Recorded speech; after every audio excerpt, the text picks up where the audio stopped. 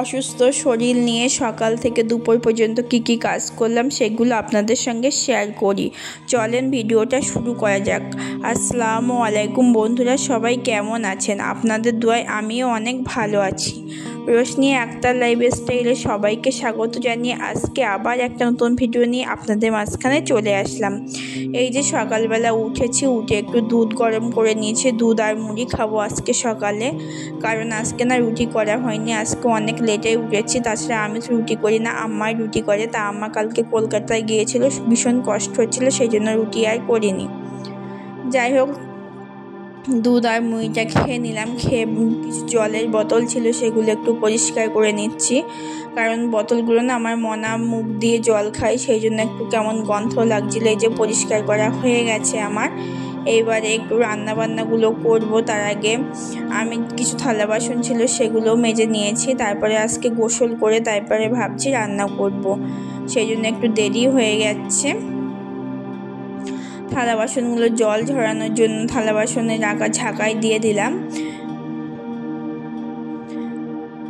দিয়ে একটা বাটি ছিল সেইটা মাজতে ভুলে গিয়েছিলাম, সেইটা বেসিন থেকেই মেজে নিলাম।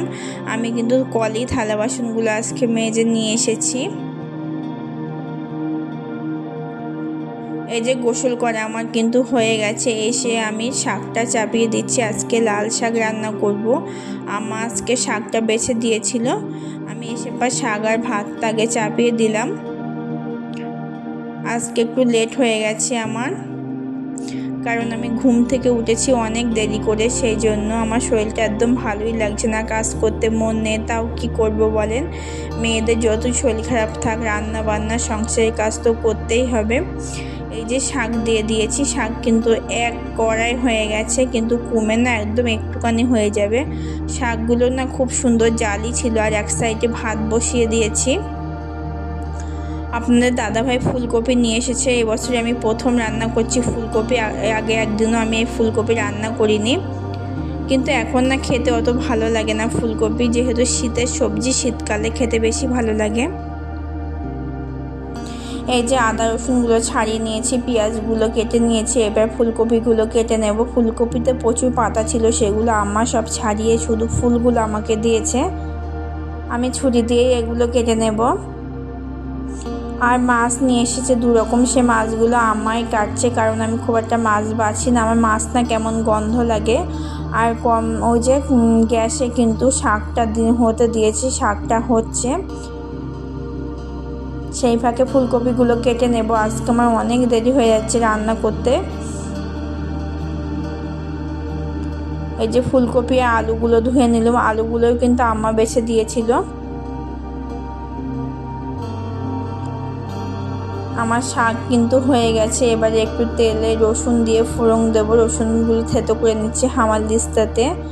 তারপরে কড়াই একটু তেল দিয়ে দেব, দিয়ে শুধু রসুনই দেব, লঙ্কা দিলে ভালো লাগে খেতে, কিন্তু লঙ্কাটা আজকে দেবো না, দেরি হয়ে যাচ্ছে বলে।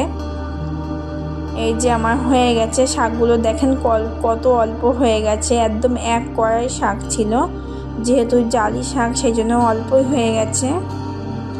এই যে আমার শাক হয়ে গেছে, এদিকে শাকটা আমি গামলায় ঢেলে নিচ্ছি।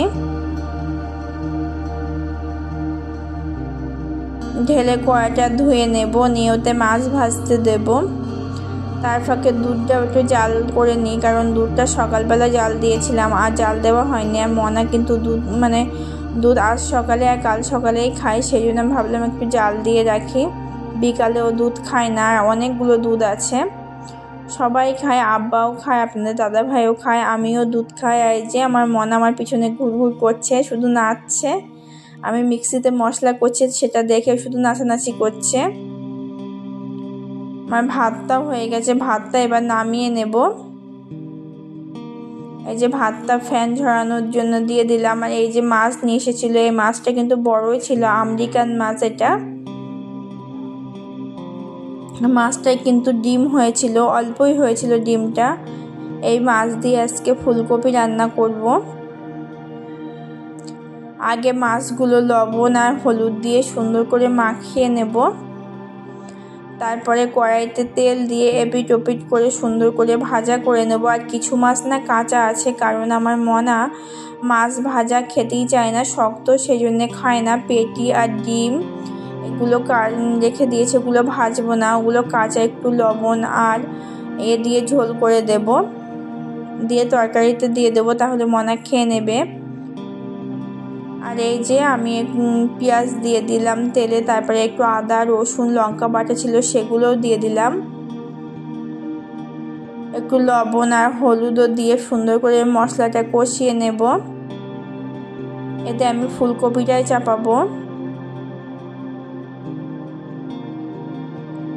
ফুলকপি খেতে আমার খুব ভালো লাগে, কিন্তু শীতকালে ফুলকপি সিম এগুলো আমার খুব পছন্দ, মানে খুব ভালোবাসে এই সবজিগুলো, কিন্তু শীতকালেই ভালো লাগে। এখন কিন্তু ফুলকপি অত সুন্দর টেস্ট লাগে না। একটু আলুটা কষিয়ে নিয়েছি, তারপরে ফুলকপিগুলো দেবো না, তো আলু আর ফুলকপি একসঙ্গে দিলে ফুলকপিগুলো পুরো গলে যাবে, সেই জন্য।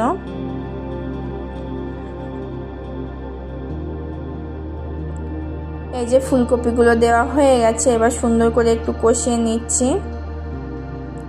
একটু মটরশুঁটি আর টমেটো থাকলে আরও ভালো হতো, টমেটো আছে দোকানে, কিন্তু আমার না কাটার সময় নেই, তাড়াতাড়ি রান্না করছি, সেই জন্য দেবো না।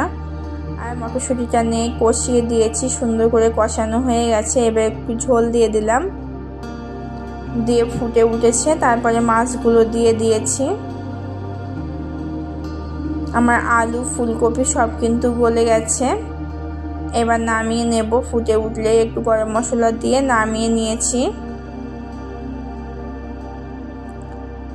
এবারে এতে একটু মরিচের গুঁড়ো দেবো, জিরে আর মরিচ গুঁড়ো করা আছে আমার, সেটাই দেব।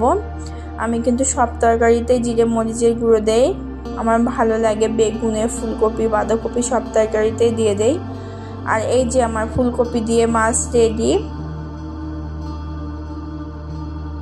আর কিছু চুনো মাছ নিয়ে এসেছিলো, সেগুলোও জাল দিয়ে দেবো। এই যে কড়াইতে চুনো মাছ, আদা রসুন বাটা আর কিছু কাঁচা লঙ্কা দিয়েছিলাম, আর পেঁয়াজ দিলাম, হলুদ দিয়েছি আর লবণ দিয়েছি, একটু তেল দিয়ে দেব, দিয়ে সুন্দর করে মাখিয়ে নেব। এই যে তেলও দিয়েছি, কিন্তু বন্ধুরা তেলটা আপনাদের সঙ্গে আর দেখানো হয়নি।